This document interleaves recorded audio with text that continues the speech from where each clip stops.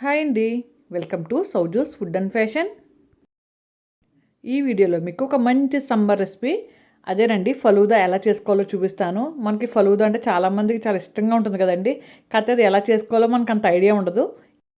ఈ వీడియోలో మీకు ఇంట్లో ఉండే వస్తువులతోనే మన ఫలూదాని చాలా ఈజీగా ఎలా చేసుకోవాలో చూపిస్తానండి. ఓకే అండి, ఇప్పుడు ప్రిపరేషన్ చూద్దాము. ముందుగా సేమియా ఉడకబెట్టుకోవాలి. స్టవ్ మీద ఒక ప్యాన్ పెట్టుకుని అందులోకి ఒక 250 ml వాటర్ పోసుకోవాలండి. వాటర్ బాగా కొంచెం బాయిల్ అయిన తర్వాత అందులోకి ఒక స్పూన్ షుగర్ వేసుకోవాలి. ఇలాగ వాటర్లో షుగర్ వేసుకోవడం వల్ల మనకి సేమియా ఉడికాక మనకు కొంచెం స్వీట్గా అవుతుందండి సేమియా. ఇప్పుడు ఈ వాటర్ అంతా బాగా బాయిల్ అవుతుంది కదా, ఇప్పుడు అందులోకి మనం సేమియా వేసుకోవాలి. సేమియా మరీ మెత్తగా ఉడకబెట్టకూడదండి, సమానంగా మనం ఉడకబెట్టుకుంటే సరిపోతుంది.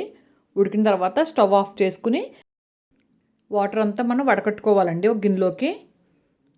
తర్వాత అందులోకి మనం చన్నీళ్ళు వేసుకోవాలి. అలా చన్నీళ్ళు వేసుకోవడం వల్ల మరీ మెత్తగా ఉడికిపోకుండా ఉంటుందన్నమాట. చూస్తున్నారు కదా, ఇలా చన్నీళ్ళు వేసుకుని ఇప్పుడు ఒక గిన్నెలోకి తీసుకోవాలి. సబ్జా గింజలు తీసుకోవాలి. ఈ సబ్జా గింజలు ఒక అరగంట ముందు నానబెట్టుకుంటే సరిపోతుందండి. ఈ నానబెట్టుకున్న సబ్జా గింజల్ని మనం ఫ్రిడ్జ్లో పెట్టుకోవాలి.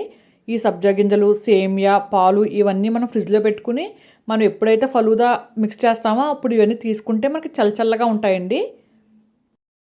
తర్వాత కాచి చల్లార్చిన పాలు తీసుకోవాలండి. ఇక్కడ నేను 1/2 లీటర్ పాలు తీసుకున్నాను. ఇందులోకి చల్లారిన తర్వాత ఒక 3 స్పూన్స్ షుగర్ వేసుకోవాలి. షుగర్ అయితే ఎక్కువ పట్టదండి, ఎందుకంటే రూహ్ అఫ్జా సిరప్లో షుగర్ ఎక్కువ ఉంటుంది కదా, అందుకే కొంచెం మనం చూసుకుని వేసుకుంటేనే మంచిది. ఫలూదాకి కావాల్సిన మెయిన్ ఇంగ్రీడియంట్ ఇదేనండి, రూహ్ అఫ్జా. రూహ్ అఫ్జా లేకపోతే కనుక రోజ్ సిరప్ అన్న వాడుకోవచ్చు. ఇప్పుడు మెయిన్ అన్నీ మనం రెడీ చేసేసుకున్నాం కాబట్టి ఇప్పుడు ఒక సర్వింగ్ గ్లాస్ తీసుకుని అందులోకి ఒక 2 స్పూన్స్ రూహ్ అఫ్జా వేసుకోవాలి. మనకి రూహ్ అఫ్జా కూడా బాగా స్వీట్గా ఉంటుందండి. 2 స్పూన్స్ వేసుకున్నాక అందులోకి మనం ముందుగా నానబెట్టుకున్న సబ్జా గింజలు ఉన్నాయి కదా, అవి ఒక 2 స్పూన్లు వేసుకోవాలి.